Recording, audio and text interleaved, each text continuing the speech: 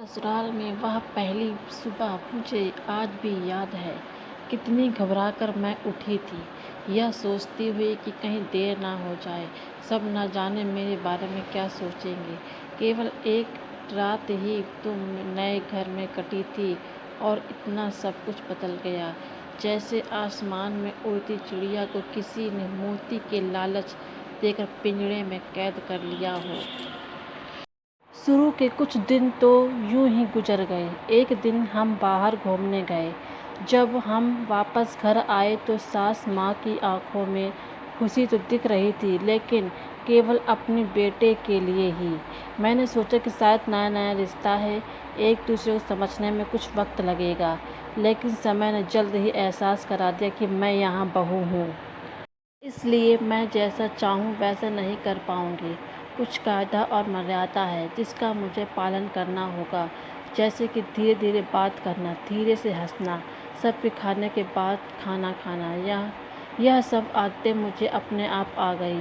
माँ से भी बात कम होने लगी, जिसकी वजह से मुझे पीहर की याद आने लगी। ससुराल में पूछने पर कहा गया कि अभी नहीं, कुछ दिन के बाद जाना।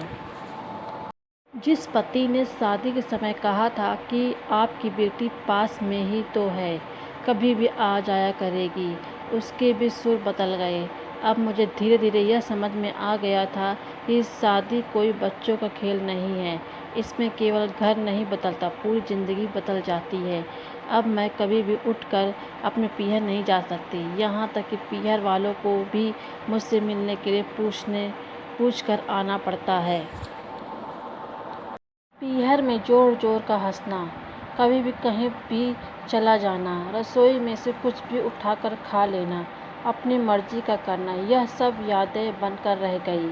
अब मुझे समझ में आने लगा था कि क्यों विदाई के वक्त सभी लोग मुझसे गले लगाकर रो रहे थे। असल में मुझसे दूर होने का एहसास उन्हें हो रहा था।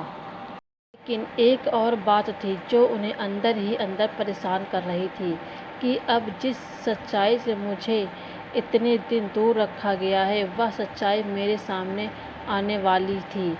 पापा का यह झूठ कि मैं उनकी बेटी नहीं बेटा हूँ, और दिन नहीं छुप पाएंगे, जो कि उनकी सबसे बड़ी चिंता थी कि अब उनका बेटा, जिसको कभी भी बेटी होने का एहसास नहीं कराया था, जीवन के इतने बड़े सच से सामना करने जा रही थी।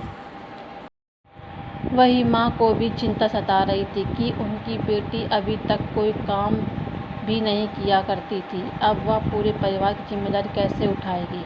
सभी लोग मेरे इस विदाई और पराए होने का दर्द जान रहे थे, सिवाय मेरे, इसलिए वह सभी लोग रो रहे थे। आज मुझे समझ आ गया कि उनका रोना गलत नहीं था। यह हमारे समाज का नियम ही है कि एक बार बेटी डोली में विदा हो गई तो वह उस घर के लिए केवल मेहमान ही बनकर रह जाती है। फिर कोई चाहे कितना क्यों ना कह ले कि यह घर आज भी उसी का है, सच तो यह है कि अब वह कभी भी यूं ही अपनी पीहर नहीं जा सकती, चाहे कितना भी समस्या और परेशानी क्यों ना आ जाए। मुझे ही हल करना है, हंसते हुए या गम छुपाते हुए। स्टोरी के लिए हमारे चैनल को फॉलो